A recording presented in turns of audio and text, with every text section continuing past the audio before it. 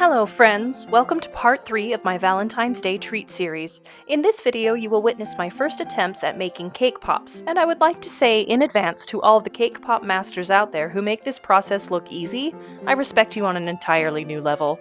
Cake pops are a bit more demanding than I naively assumed they would be. Some of mine did turn out, but I also had some disasters. Thankfully, mistakes help you learn, and I did learn some things. So let's get started. First we need cake and frosting. In an effort to be efficient, I used the same cake batters, strawberry and dark chocolate, that I used for my last video about heart-shaped cupcakes. Click the link now if you would like to see how to make those.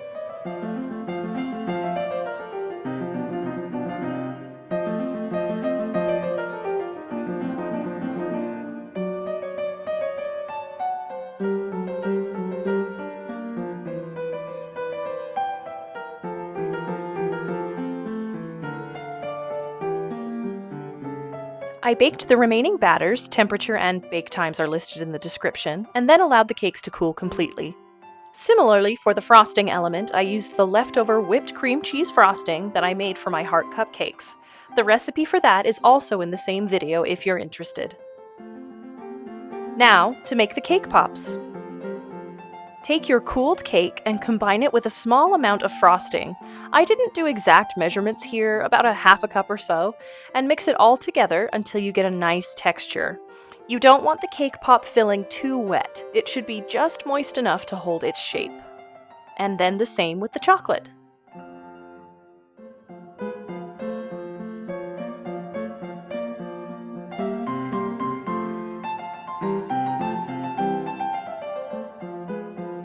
First, I wanted to try the classic round cake pops on candy sticks. I used a number 40 scoop, which is about 1.5 to 2 tablespoons.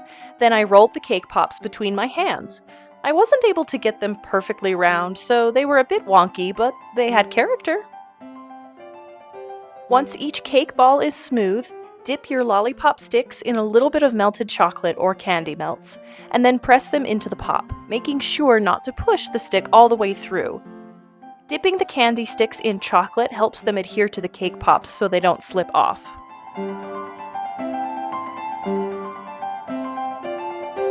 Chill the cake pops in the refrigerator for about 30 minutes before dipping them. For the strawberry cake pops, I used pink and red candy melts, which I had melted over a pot of simmering water, but you can also melt them in the microwave. Just follow the instructions on the package. Dip the chilled cake pops in your chocolate melts, shake them off to get rid of the excess chocolate, and then decorate to your liking. I used an assortment of fun Valentine's Day sprinkles here. When your cake pops are dipped, place them on a sheet of wax paper to chill and firm up.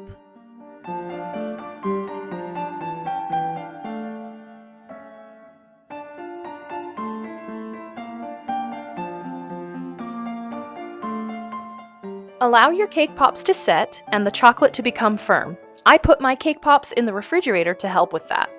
Now, I found this adorable silicone candy mold, and I wanted to try making heart-shaped cake pops in it. What I didn't realize is that this is an entirely different skill set, and I was wholly unprepared for the challenge. I spooned a bit of tempered chocolate into each heart cavity, and then used a paintbrush to bring it up on the sides. Then I used a bench scraper to clean up the extra chocolate on the top of the mold. My first mistake was thinking that it was a good idea to do 2 different flavors at a time. I was not prepared for this challenge.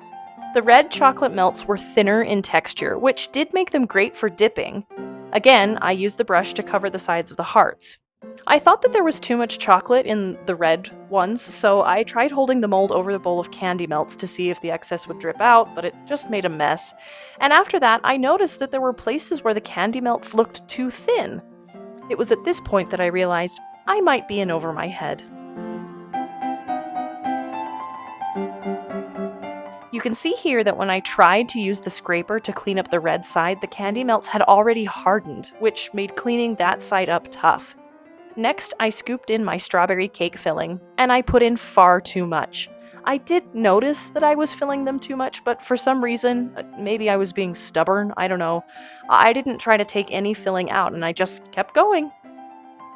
I piped some strawberry jam in the middle,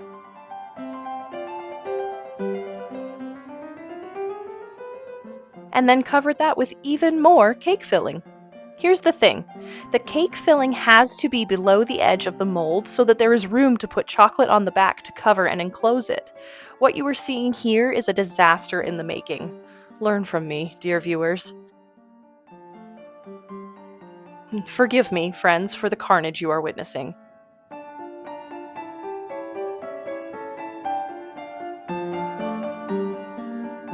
In a futile attempt to fix what's happening here, I started tapping them down, as though some light tapping would somehow decrease the volume of filling inside. Strange, it didn't work at all. Once again, the candy melts hardened faster than I anticipated. That, combined with the excess of filling, meant that I was not able to smooth these out. When I tried to push harder, the cake filling peeked out, so I decided to just leave these as they were and pray that they could be saved after I demolded them. I seemed to come to my senses with the chocolate ones, thank goodness. They are filled to a much better level, so the chocolate side shows a better example of what I intended to happen. The tempered chocolate also stayed melted longer, so I could scrape it down and smooth the back of each heart easily. I cleaned them up as much as I could, then put the mold in the refrigerator to continue firming up. I'll be completely honest, at this point I was so frustrated with myself I had to get out of my house and take a walk. I knew that these were not going to turn out how I hoped, but after getting some fresh air and thinking over some of my poor baking choices, I came back to face the music. I was truly dreading taking those strawberry ones out of the mold, so I started with the chocolate ones. And what do you know? Most of them didn't look half bad. They came out smooth and with a decent shine. Miracles do happen, friends. The centers of the hearts were more fragile, so I had to learn to push them out on the edges. It took me a few tries to get the hang of it, but I did it. Now for the red ones. These poor guys had no chance. What I did to them was cruel and unusual. I tried to be gentle, but they just broke apart. Again, they had too much filling, which compromised the structural integrity of the candy coating. And because all of the red hearts were attached by the excess chocolate on top, they ended up breaking each other apart as they came out. It was a small miracle that I got any out in one piece, but I actually did. 3 little red hearts survived.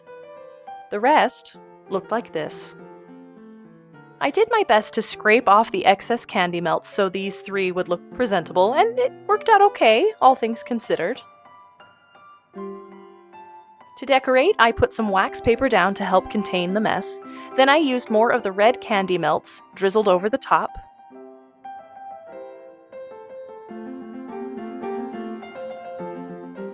And added some fun sprinkles. This bake became a bit of a nightmare halfway through, mostly because I was ill-prepared, but I am so enormously proud of how the surviving heart cake bites turned out. I was completely giddy. I mean, don't they look so cute? I could hardly believe that I made these, honestly. Here is a cross-section view of the strawberry cake bites with the strawberry jam inside. These were really good.